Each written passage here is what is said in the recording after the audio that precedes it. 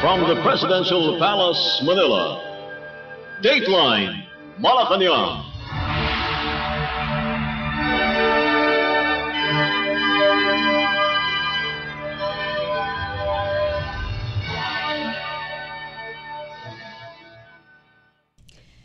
Good day, this is Dateline Malacañang and here are the news.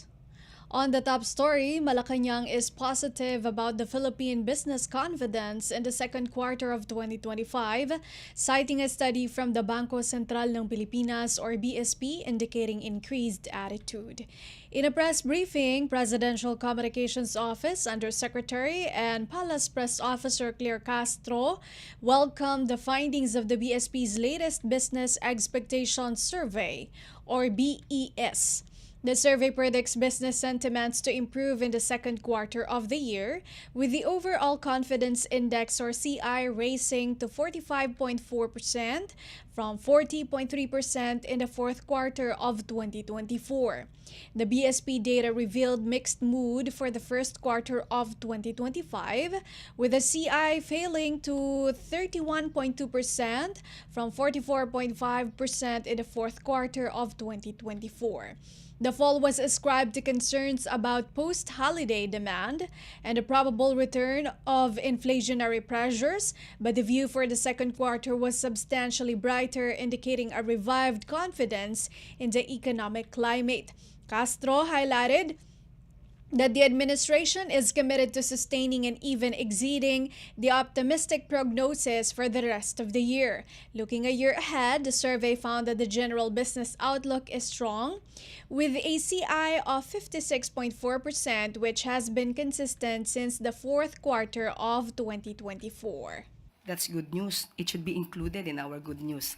Maganda pong pangitain po yan. Maganda po na nakikita po na dumadami pa rin po ang may tiwala sa ating pamahalaan, sa ating administrasyon para ang mga investors po ay maglaan ng kanilang mga investment sa ating bansa. Maganda pong balita yan. We will try our best. The administration will try its best to maintain that status or to be better than that so that we can encourage more investors to invest in our country. Presidential Communications Office Undersecretary and Palace Press Officer Claire Castro. Dateline Malacañang. Malacañang reaffirmed the government's commitment to addressing hunger after the latest Social Weather Stations or SWS poll revealed a rise in hunger among Filipino families. In a press briefing, Presidential Communications Office Undersecretary and Palace Press Officer Claire Castro addressed concerns about the increasing number of Filipinos facing hunger as reported in the poll. She emphasized numerous government programs aimed at easing food insecurity, particularly those run by the Department of Social Welfare and Development or DSWD, such as the supply of food aid to 300,000 food-poor households and the Walang Gutom Kitchen. The palace official told the public that the government would continue to review and address hunger issues, particularly in identifying places where hunger persists and trying to close any gaps in aid. Actually, aralin po yan dahil po sa bagong report po ng DSWD, marami na po kasing programa na talaga pong pantawid gutom. Unahin ko po ang programa ng DSWD na nagsisilbi po sa 300,000 poor food households na may equivalent po na 1.5 million individuals across the country po ito. Sila po ay binibigyan ng 3,000 na pesos na halaga na pera, 3,000 pesos monthly as food aid. Pangalawa po pong programa ng DSWD ay Walang Gutom Kitchen. Ito po ay located sa Pasay City, kung saan nagsisilbi po ng mga hot free meals sa mga pamilya, sa mga bata, lalo-lalo na yung mga nasa lansangan. Maliban pa po dyan ay meron pa rin po tayong, meron po ang DSWD na programa. Ito po yung Walang Gutom Project Kusinero Cook-Off Challenge para po ma-improve yung public nutrition. At meron din po ang Walang Gutom Project that provides eligible families with electronic benefit transfer po. Ito po 3,000 peso monthly food credits. So aaralin po natin kung saan nanggagaling itong mga sinasabi na nagugutom pa ang ibang mga kababayan natin. At para malaman natin kung saang lugar ito at kung meron man pagkukulang, ay maibsan po natin ang ganitong klaseng mga sitwasyon po. According to the SWS poll conducted from March 15 to March 20, 27.2% of Filipino families countrywide, or around 7.5 million homes, have experienced involuntary hunger at least once in the previous 3 months. This is the largest known instance since the coronavirus disease 2019 pandemic in September 2020, when it reached 30.7%. It is also 7 percentage points more than the 2024 annual hunger average of 20.2%. Dateline Malacañang. Malacañang stated that the government cannot cancel the anticipated rate hike for Light Rail Transit Line 1 or LRT1 due to contractual obligations with the railway operator. In a news briefing, Palace News Officer and Presidential Communications Office Undersecretary Claire Castro explained that the fare hike is outlined in a long-standing agreement that the government is required to fulfill. Castro noted that the fare increase was originally scheduled much earlier but was postponed to help commuters.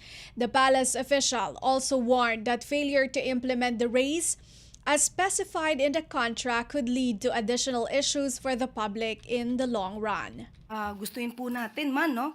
Gustuin po ng administrasyon na ito po ay hindi muna maituloy, pero yan po kasi ang nakasaad sa kontrata. Kundi po ako nagkakamali, nabanggit po ito na matagal na po dapat nagtaas ng presyo, pero hino-hold po ito para po sa ating mga commuters. Pero tignan din po natin ang sitwasyon kapag kasama po kasi ito sa kontrata at hindi po itinupad o natupad ng gobyerno, mas magkakaroon po ng malaking problema ang ating mga commuters. Beginning April 2, the maximum rate for a single travel ticket in LRT1 will climb from 45 pesos to 55 pesos, while the minimum fare will rise from 15 pesos to 20 pesos. Meanwhile, the maximum fare for a stored value card will increase from 43 pesos to 52 pesos, while the minimum fare will rise from 15 pesos to 16 pesos. Dateline Malacañang. Malacañang urged local government units or LGUs to safeguard the safety and integrity of buildings in their areas following the tragic earthquake in Myanmar. In a news briefing of Presidential Communications Office, Undersecretary and Palace News Officer Claire Castro stated that local building authorities should undertake thorough inspections of existing structures to ensure that they adhere to the building code. She stated that it is critical for local governments to be tough in issuing building licenses to guarantee that new structures are strong enough. Castro stated that while it is difficult to forecast when such tragedies may occur, both government agencies and local government must be diligent in protecting lives. She also urged the public to help disseminate awareness about safety precautions and earthquake readiness. Sa mga ganitong pagkakataon po kasi hindi po talaga natin masasabi kung kailan mangyayari, pero mas maganda po na maging handa. Karamihan po, halos po, ang government agencies po natin, prepared po dyan, nagkakaroon po ng earthquake drill, fire drill, at meron po tayong nakahanda po mga go bags. Sa naman po, sa mga local government units, sa atin din po na idinidemand po natin hanggat maaari po na yung mga building officers nila ay magsagawa po ng mga inspection kung maaari at maging mahigpit din po sila sa pagbibigay ng mga permits sa pagpapagawa ng mga buildings na magiging maaaring hindi ganon katibay. Yan po. At sabi nga po natin, maliban po sa gobyerno, tayong mga Pilipino, taong bayan, magtulong-tulungan din po dito sa information dissemination patungkol po sa paghahanda pag ganito po ang nangyari. A magnitude 7.7 earthquake shocked Myanmar on Friday, killing around 1,700 people, injuring 3,400 others, and leaving more than 300 missing as of Sunday. The Philippines sits in the Pacific Ring of Fire, a region around the Pacific Ocean marked by frequent earthquakes and volcanic activity, comprising roughly 75% of the world's active and dormant volcanoes and 90% of its earthquakes. Also, analysts predicted that the West Valley Fault on the eastern edge of Metro Manila could be due for a massive earthquake known as the Big One. Dateline Malacañang. The Philippines was scheduled to deploy an emergency team to help in the ongoing disaster response efforts in Myanmar following a devastating earthquake 3 days ago. Philippine Presidential Communications Office, or PCO, Undersecretary and Palace Press Officer Claire Castro said 114 people from the Department of Health, Bureau of Fire Protection, Armed Forces of the Philippines, and Metro Manila Development Authority was scheduled Tuesday to be deployed in the earthquake-affected districts.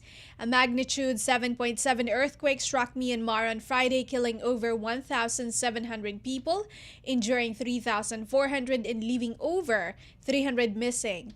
According to the Philippine Embassy in Yangon, 4 of the 128 registered overseas Filipino workers, or OFWs, in Myanmar are still unaccounted for. Meanwhile, all Filipinos are safe in Thailand, which was also affected by the quake. Castro reported that an interagency conference was convened to deploy government resources to assist individuals harmed by the earthquake. She assured that the president is watching the situation, particularly that of Filipinos affected by the tremendous earthquake. Nagkaroon po ng interagency meeting at sa pangunguna rin po ni Secretary Gilberto Teodoro Jr. ay sinabi po na imomobilize na po ang mga resources para po agad tayo makatulong sa ating mga karatig bansa.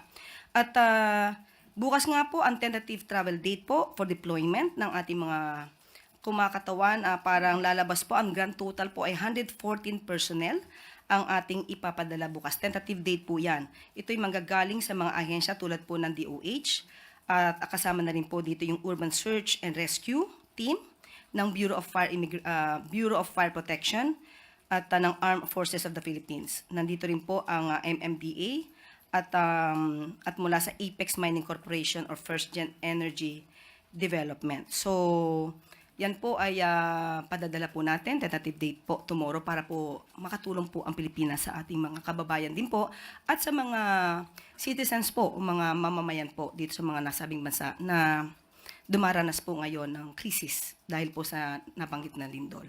Opo, yan po ay ang pinag-utos po ng Pangulo sa ating mga agency na agaran po na tumulong sa ating mga kapitbahay na bansa.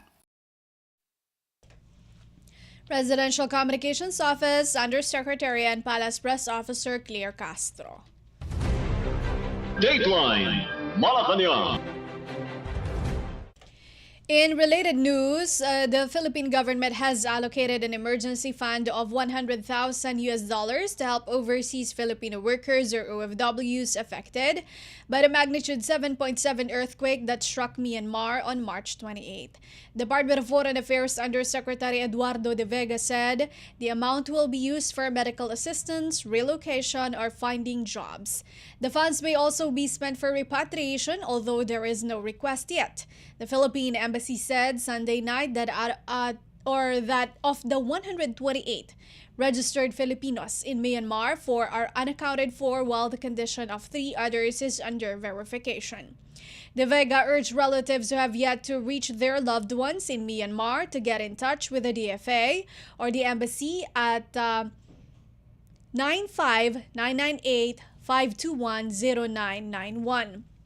2 of the 4 are husband and wife working as teachers. The relatives in Bay City, Negros Oriental have already gotten in touch with authorities. Relatives may also call the Overseas Workers Welfare Administration Hotline 1348 or reach out through the Facebook page Overseas Filipino Help. De Vega invited the relatives of the 4 missing Filipinos to visit the DFA. De Vega said the Philippine Embassy in Yangon is actively coordinating with local authorities and community leaders to locate the missing individuals who could be in a condominium that collapsed when the earthquake hit. In addition to the OFW aid, the Philippine government will deploy a humanitarian team to Myanmar, composed of doctors and earthquake recovery specialists. Local reports said at least 1,700 people have died, 3,400 were injured, and nearly 300 are missing. In Thailand, the DFA said there are no reports of missing or injured Filipinos. Dateline Malacañang. The Philippine Department of Migrant Workers, or DMW, is closely monitoring developments in the search and rescue efforts in Mandalay, Myanmar, especially for the 4 missing overseas Filipino workers, or OFWs, after the March 28th devastating earthquake. In a news release, Migrant Workers Secretary Hans Leo Kakda called for prayers for the missing OFWs. 2 of the 4 are a married couple and all are said to be professionals. The 7.7 magnitude earthquake hit Myanmar with the epicenter in Mandalay, followed by a 6.4 magnitude aftershock in Thailand. Kakdak said the DMW is actively coordinating the Philippine Embassy in Myanmar and Thailand to extend assistance to affected OFWs. He said the DMW, with its Migrant Workers Office, or MWO, in Bangkok, the Department of Foreign Affairs, or DFA, and the Philippine Embassy in Yangon are continuously assessing the needs of Filipinos. Kakdak said there are approximately 2,000 Filipinos in Myanmar, but the actual number remains uncertain due to the presence of scam hubs and human trafficking cases that involve Filipinos. He said that in Miyawadi, a town near the Thai border where Filipino human trafficking victims are being rescued, 9 OFWs currently housed in a government shelter have been confirmed safe. To date, about 232 trafficked individuals have been brought home, with 206 repatriated on March 25. He said the government is working to verify how many more Filipinos remain in scam hub facilities. Meanwhile, Bangkok Labor Attaché Don Albert Philip Pangkog said Thailand is returning to normal with no reported Filipino casualties. Dateline Malacañang. The government has promised to continue assisting 17 overseas Filipino workers, or OFWs, imprisoned in Qatar for attending an unapproved demonstration in support of former President Rodrigo Duterte. This follows the successful repatriation of 176 Filipinos who were allegedly victims of human trafficking at illegal scam centers in Miyawadi, Myanmar. During a news briefing at Malacañang, Presidential Communications Office Undersecretary and Palace News Officer Claire Castro advised Filipinos intending to work abroad to follow legal procedures to avoid falling victim to traffickers. Castro stressed the necessity of working with government processes and organizations like the Philippine Overseas Employment Administration, or POEA, which protects overseas Filipino workers, or OFWs, by providing genuine and safe employment options. She asked the public to cooperate with government officials to avoid similar situations. Unang-una po, nakikiusap po tayo sa mga Pilipino na nagnanais magtrabaho sa ibang bansa. Dumaan lang po sana sa tamang proseso. Huwag po silang, makikipag-transact nang hindi alam po ng gobyerno. Kaya nga po tayo may POEA para po sila po ay mabigyan ng seguridad na ang kanilang pupuntahan ay sila ay safe. So, maliban po sa gagawin po ng gobyerno, makikipagtulungan po sana ang ating mga kababayan. Mahirap naman po kadalasan, pag mahigpit man po ang ating officers sa Bureau of Immigration o offload minsan, hindi rin po maganda. So, kayo na rin po, makipagtulungan na rin po kayo sa gobyerno para po maiwasan natin yung mga ganitong klaseng sitwasyon. Presidential Communications Office Undersecretary and Palace Press Officer Claire Castro. Dateline Malacañang. The government has promised to continue assisting 17 overseas Filipino workers or OFWs imprisoned in Qatar for attending an unapproved demonstration in support of former President Rodrigo Duterte. During a press briefing in Malacañang, Presidential Communication Office Undersecretary or PCO, Undersecretary and Palace Press Officer Claire Castro stated that the Philippine Embassy in Doha swiftly responded to the incident. The palace official reassured the public that the Philippine government is still dedicated to aiding all Filipinos, regardless of political opinions or affiliation.